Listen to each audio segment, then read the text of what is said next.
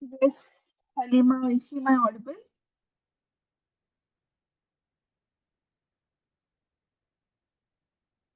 Is it audible, Halima? Or is she there?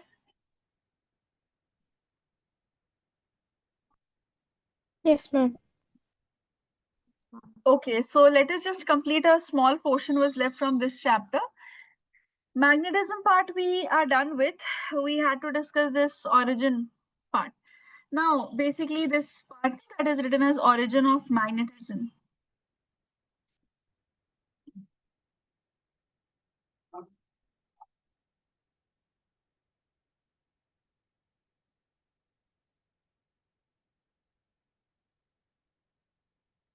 Magnetism at the matter level.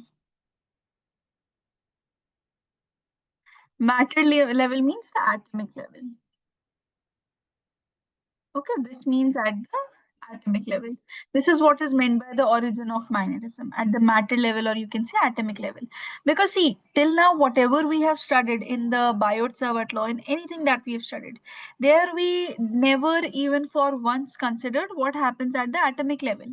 We just took the entire wire as a whole, the complete current as a whole, right? So that's what we have to study in here.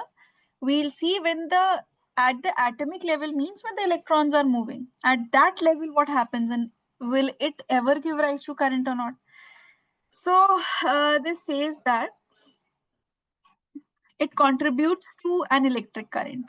Now see, now this current loop acts as a magnetic dipole. Basically, see, when this current is flowing, okay, current, the electrons are flowing. So around electrons, we have studied when single monopoles are existing, what we will have? We will have monopole moment. Similarly, here, what will the electron in combination with the proton do? It will form a dipole, right? This magnetic dipole moment, we know electrons move in a circle and this acts as a complete electric current. So magnetic moment is equal to current multiplied by the area. Okay, I into A. This you can use. This we already know. So we know when the current moves, this acts as a dipole. This is one thing that you should know. That this will ultimately give rise to the electric current. This will help in current. Basically, see, when the electrons are moving, what happens when the electrons are moving? That is known as the orbital motion. Okay. So this orbital motion of the electron can give rise to current. Because see, what have we studied? What is electric current? Electric current is basically the rate of flow of charges, right? So what is electron? Electron is also a charge. So when the electrons are flowing, we say rate of change of electron is occurring. As soon as rate of change of electron is occurring, it means a current will be there. So if you remember, I discussed with you in the initial classes sources of magnetism. I told you intrinsic spin of electron. In intrinsic spin of electron, I told you you have S written as minus half or plus half. This is how we write it. So that spinning of electron can actually contribute to current at the micro level. That is what we are trying to study.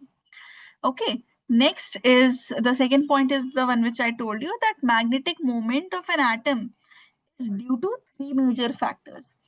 First is the orbital motion of electron. Orbital motion of electron means when the electrons are moving in their respective axis. In their original axis, the electrons are moving. Now this movement is there. Electrons are charged particles, so they may give rise to the magnetic moment, or basically you can say that it will give rise to current. And it's a major contributing factor amongst the micro level, at the matter level, at the atomic level. Then comes the electronic spins. We know the electron moves also and electron spin also, like the earth. Electron spins too. The way earth rotates also around its own axis and revolves around the sun. Similarly, the electrons, they move in their own orbital motion also, similar to the revolution of the earth, and the spin also at a place. That is angular spin of the electron. Like the earth rotates around its own axis, similarly over here. Third point is the magnetic moment of the nuclei also, because see, when we talk about the atoms just does not consist of the electrons that are existing. The nuclei are also present, right? But the magnetic part of the nuclei this included under the category of quantum physics is very less. It's very small. So this is there. We do not cross it out, but the effect is very less. The effect of the magnetic moment of the nuclei. Majority part is contributed by the electrons only. When they move around the nuclei, like this, the nucleus is in the center, electrons are revolving around it. It will definitely give rise to electric current. Then see, when we say the magnetic moment of an element, of an atom, let's say I want to say this is the magnetic moment of a particular atom. Magnetic moment, when I'll say, like when we say, let's say 5, value of some magnetic moment is 5 ampere meter square. So 5 is what? That is not due to one single electron or two electrons or three electrons like this.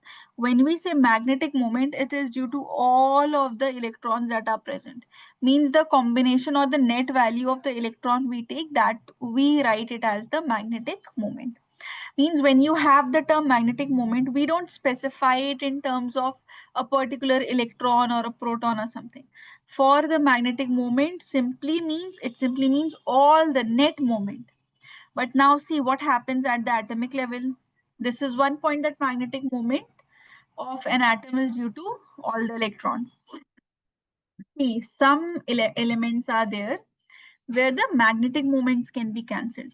Like see, if I have all the electrons in even number, 1 2 will cancel themselves, 3 4 will cancel themselves, 5 6 will cancel themselves, 7 8 will cancel themselves, like this, because they are in pair. So every electron forms a pair, and this way the net magnetic moment gets cancelled. Right? Magnetic moment of one electron will cancel the magnetic moment of another. One moment of electron will cancel the other. Like this will go on. So one of the best examples of this are the diamagnetic substances. They have paired electron. When you have paired means everything will be even. It will form pair and the net magnetic moment will be cancelled. So net magnetic moment will not be there in some elements like your diamagnetic substance. Like if you have these electrons, 1s square for helium.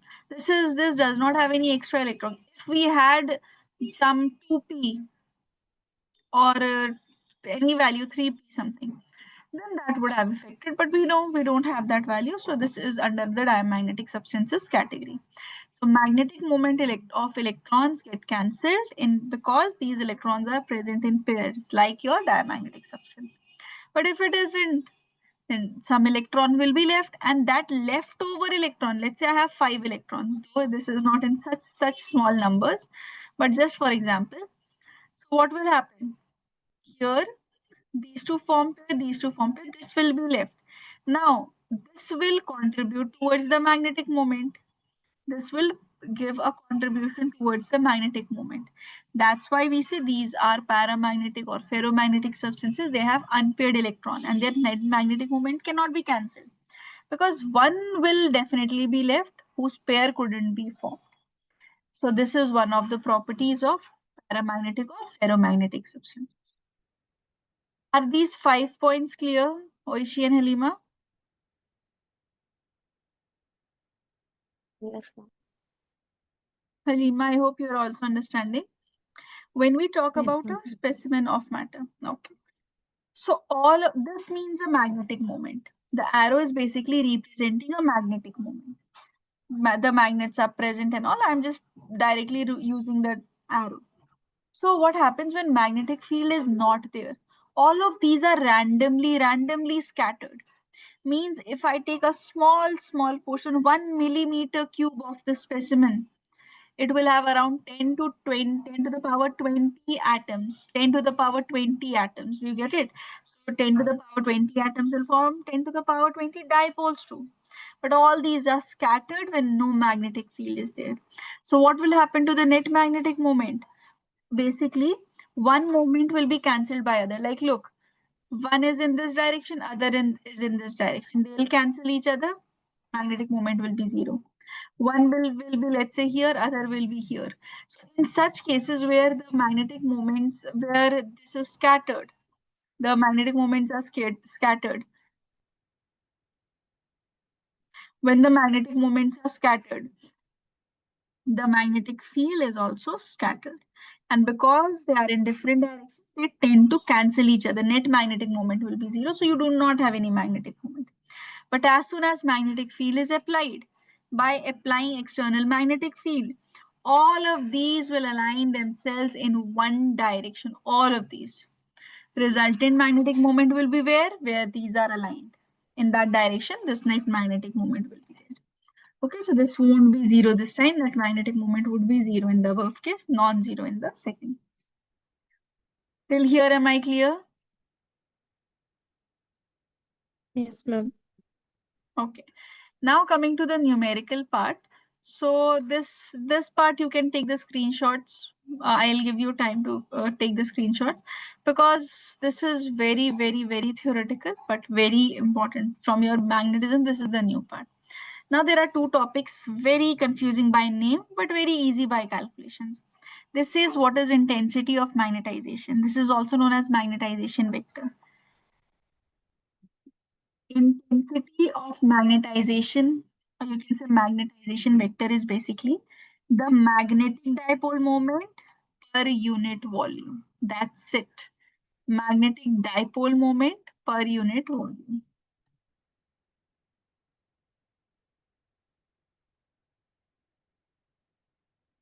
Magnetic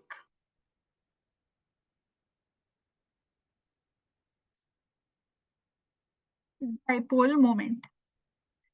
And we mean the volume. Okay, magnetic dipole moment and volume. I is the intensity of magnetization. Magnetization vector also can be written. Now, magnetic dipole moment, you already know it is ampere meter square. Volume is meter cube. So this becomes ampere per meter. SI unit of intensity of magnetization. Okay. Let's look at a numerical. This says that for a bar magnet with a pole strength M, pole strength means magnetic charge.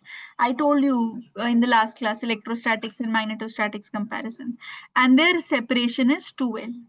Cross sectional area is A. You have to calculate the value of magnetization vector. Vector basically means, see what has happened. Bar magnet is there, M is the strength, 2L is the length, area is A. You have to calculate the value of magnetization vector. So when we say this magnetization vector, this is equal to magnetic dipole moment divided by the volume. So magnetic dipole moment will be, I have told you that this is the magnetic charge. This will be in capital. Otherwise, it will be very confusing with the magnetic moment. Into 2L, that's the magnetic moment. What about the volume? How do we write the volume?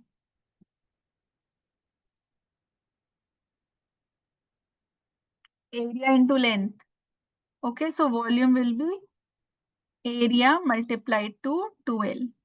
Now put in the value for I, M into 2L divided by A into 2L. 2L will be cancelled. This will come out to be M by A. Is this clear? Is this numerical clear?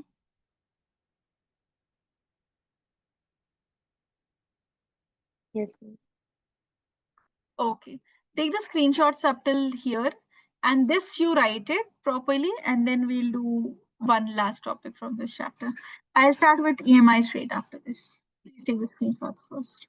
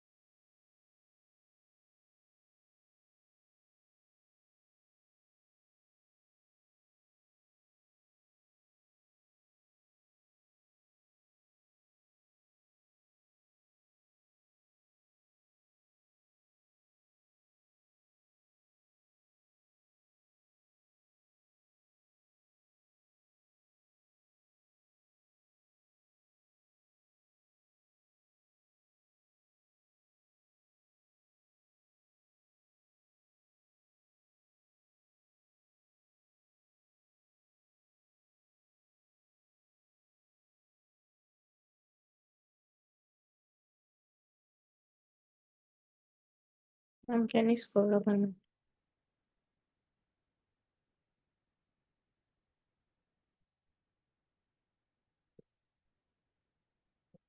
Okay, ma'am.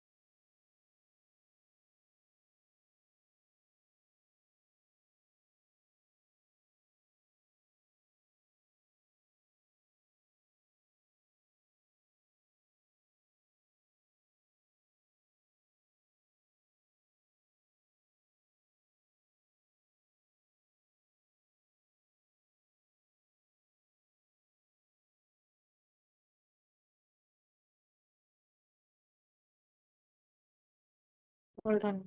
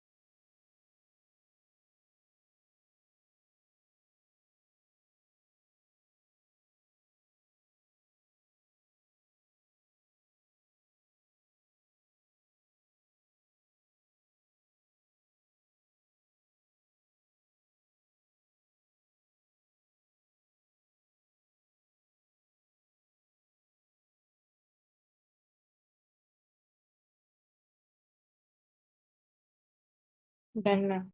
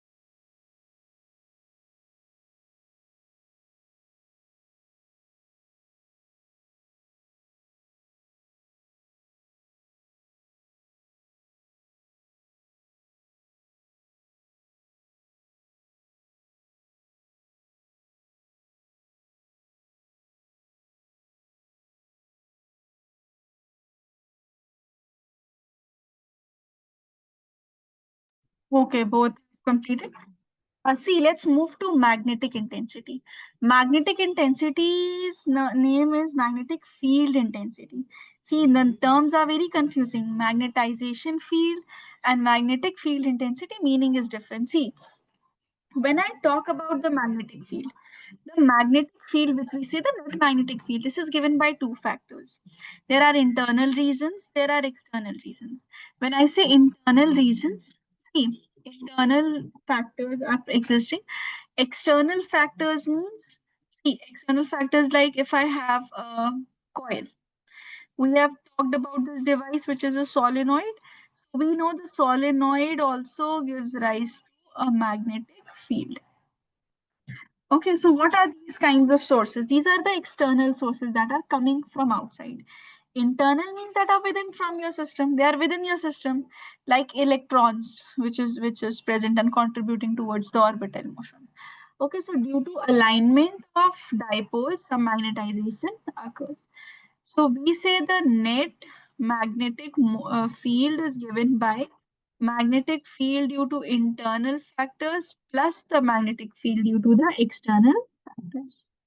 Now, your magnetic field is proportional to the sum of both of these. H plus I. H is magnetic intensity, I is that. This is what is meant. See, to represent the internal part, we had the intensity of magnetization. To represent this external part, we have this magnetization field intensity. So magnetic field will directly be proportional to both of these H plus I. Okay, so the constant term that comes over here is mu naught, which is your simple permeability, which you already know. Permeability of free space, mu naught, which is 4.2 to the power minus 7. Okay, now see from here, if I say B divided by mu naught, it will be H plus I. So the formula of H will be equal to B by mu naught minus I. This is the formula of it. B by mu naught minus I. Now relative permeability is permeability divided by permeability in air. Relative permeability is what? Permeability in a medium divided by the permeability in air. Right? So what we do, we multiply this further. We multiply this means we open up the brackets. This multiplied to this. So B naught is equal to mu naught H plus mu naught I in air. But in vacuum, when experiments were conducted, it was observed that actually I is 0. So B naught is written as simply mu naught into H. Now there's a term, Kai, let me tell you what is the susceptibility. See, the term susceptibility that we have, this is basically how easily a particular substance can be magnetized. Like if I say the susceptibility of iron is very high, so it can be easily magnetized. Remember on Monday I told you property where we put in the different materials and we magnetize it. Like I gave you an example of iron ball when we did all the equations, and I told you iron ball can be temporarily magnetized. Take a piece of wood, and take a piece of small iron ball. Rub both of them with wire. Not with wire, sorry, bar magnet. What do you expect as an outcome for both of these? Nothing will happen to the wood except for the wear and tear, external wear and tear that occurs. But what will happen to the iron ball? It will be magnetized because susceptibility is high. Susceptibility is how easily a material can be magnetized. Now, the susceptibility's formula is I by H. I, magnetization intensity and intensity of magnetization, magnetic field intensity ratio. This is what has been used over here. I is equal to chi multiplied to H. Okay, so here I will be equal to chi into H when you multiply. Now see, so B naught is given. Now similarly, if I say in this, if I put relative permeability, or let me put relative permeability first, okay? So when we put in here the relative permeability, what will I get? If I have the relative permeability, or instead of mu, we'll put mu naught into mu r, then we'll take this h, right? Bm is equal to mu m into mu r into h. What is mu naught into h? That is basically, if I take this mu naught multiplied to h, mu naught into h is what? B naught. So this will be written as Bm is written as mu in a medium multiplied to simply h. Or see, this can be written as B naught. No, you can, this, we were replacing this. Let me replace this first. So a magnetic field in a medium by the magnetic field in air can be written as the relative permeability. Okay, this can be written as the relative permeability. Now see here, if I have the value of mu m as mu naught 1 plus chi. Okay, this we didn't discuss, no, mu naught 1 plus chi. See, mu naught plus mu naught chi. See, if in this intensity of magnetization's equation, if I write this as chi into h, this equation, we didn't discuss this, no, wait.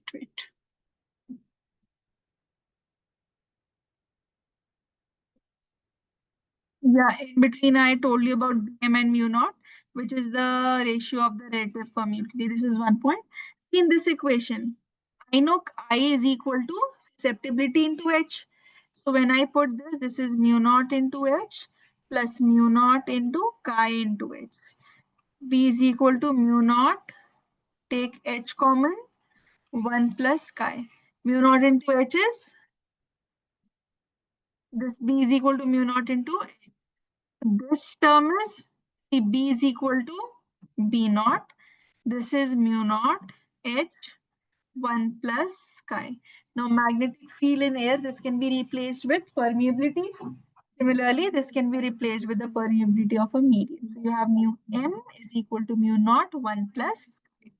Fine. Now see, two formula can be obtained over here. Mu m is equal to mu naught h1 plus chi, this one which I have told you. And mu m is equal to mu naught 1 plus chi. Why? Because from here, bm by b naught is what? Mu naught by mu. Okay, so from here we have written the values of, from b naught we have put in the values of bm. Okay. Now see, this is bm.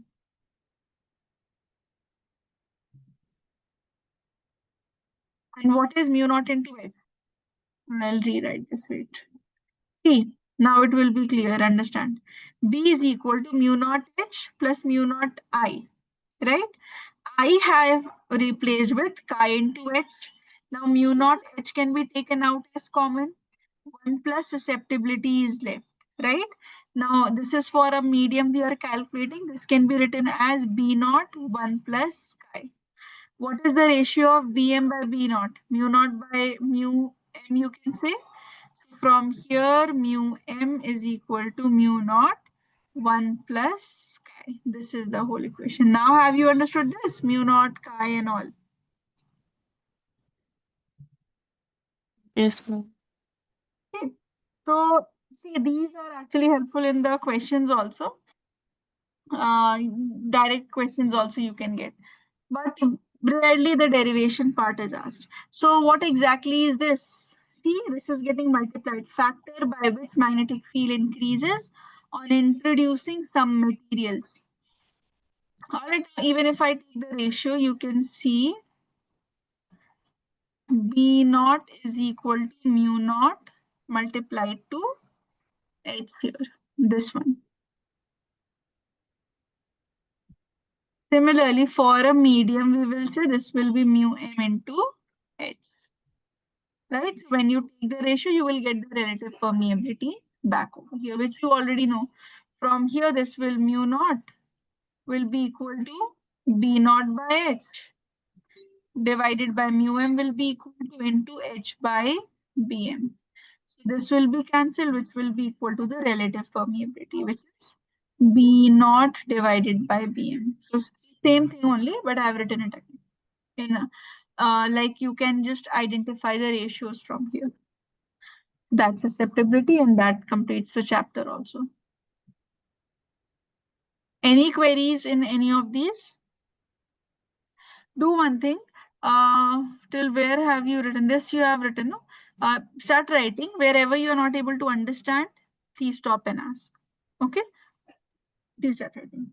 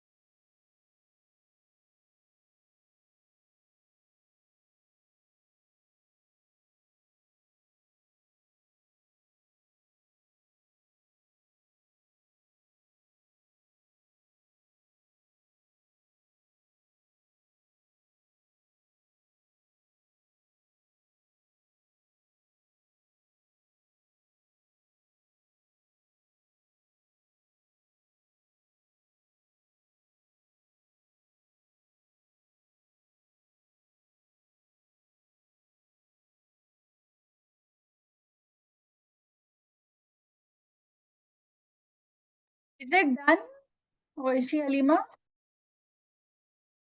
Yes, ma'am. Yes, sir. Okay, see, now in this chapter, one topic is there, the differences between all the three kinds of substances: paramagnetic, ferromagnetic, diamagnetic substances. So that I'll not be discussing. I'll just share a material for that you have to remember it from yours, from your end only, okay, on your own.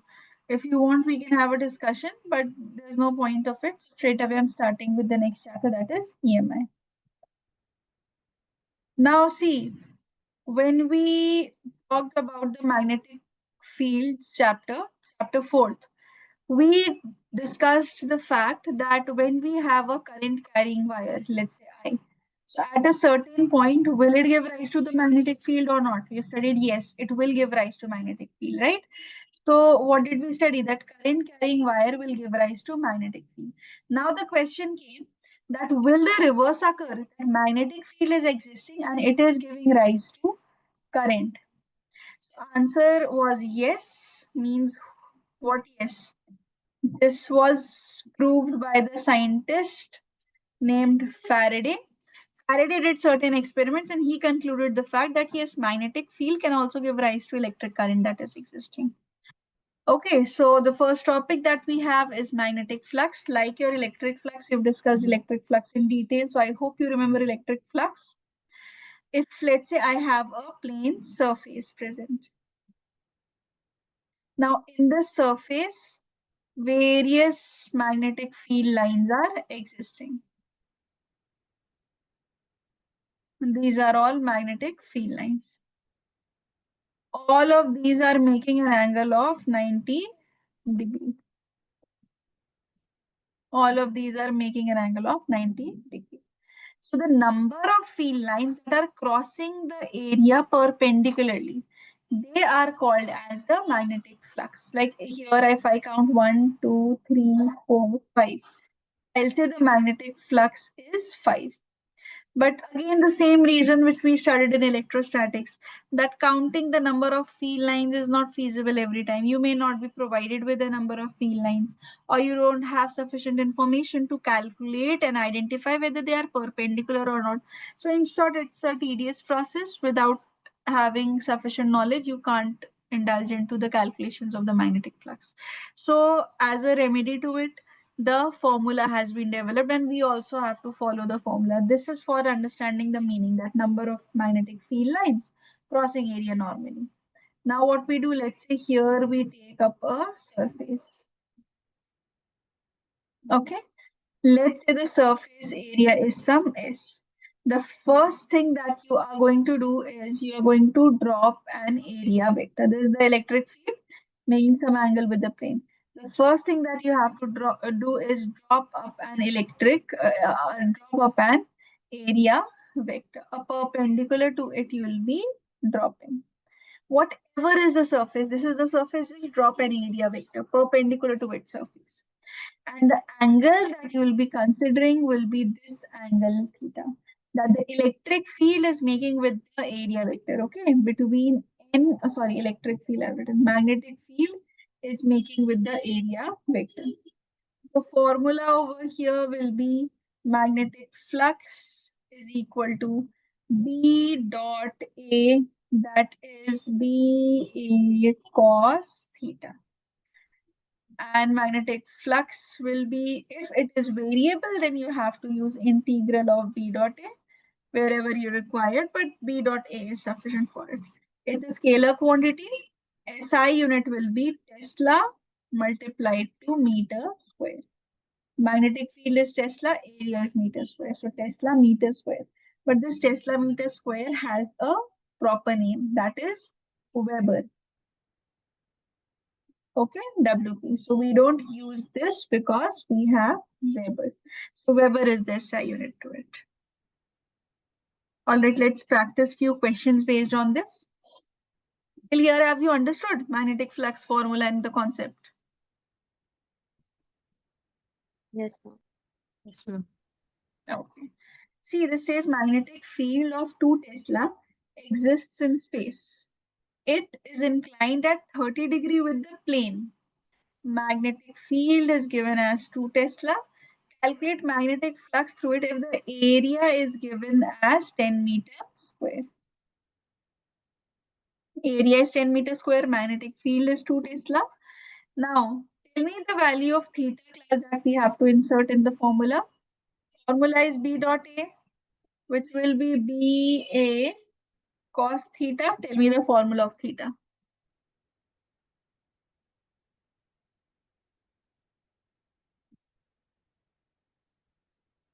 Value of theta, what should I put? 30. 30 degrees with respect to the plane. What did I tell you? See, this is like 30 degree.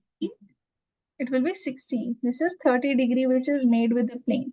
You have to take area vector and you have to take this angle. It will be 60 degree. 90 minus 30 degree.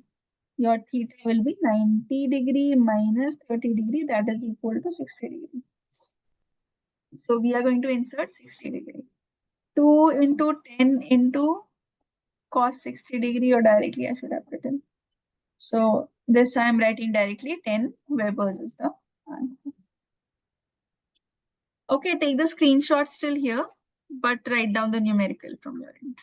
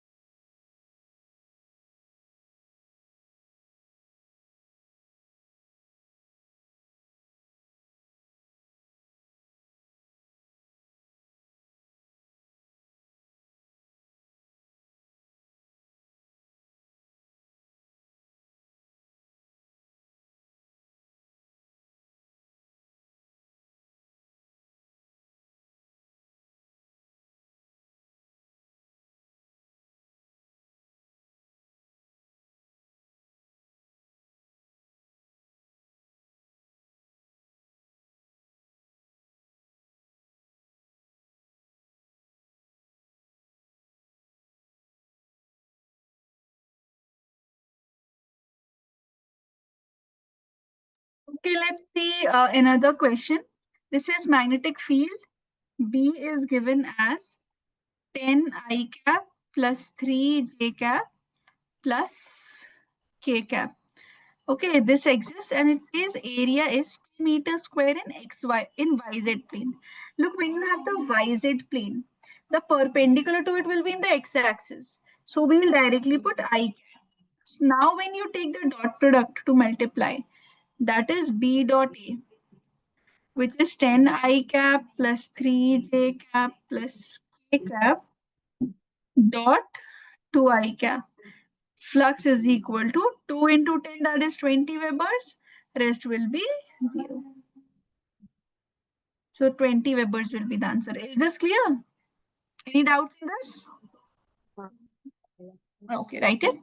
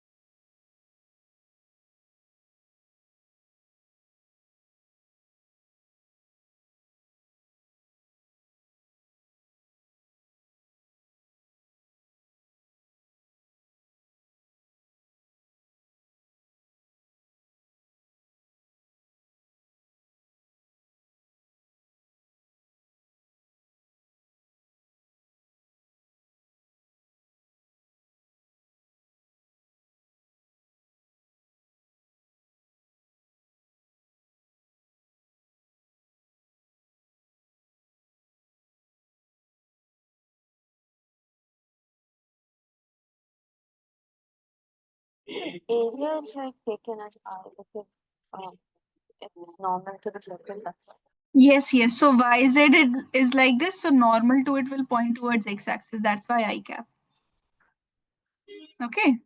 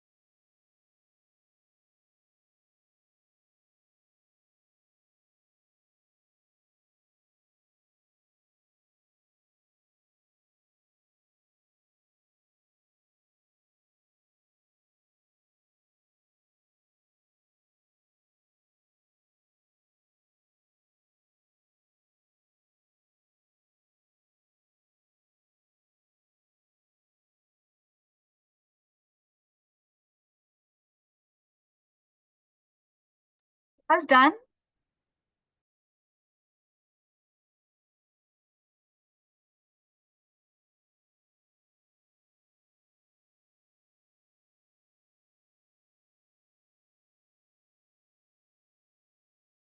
Yes, Soishi, Halima, still writing? Done. No wonder. Okay, see, from the next topic, Faraday's law, I'll discuss in the next class. EMI will not take much time. It's also a very small chapter. Then we'll be left with alternating current majorly. Okay. So I'll stop here. In the next class, we'll continue. Okay, thank you. Bye.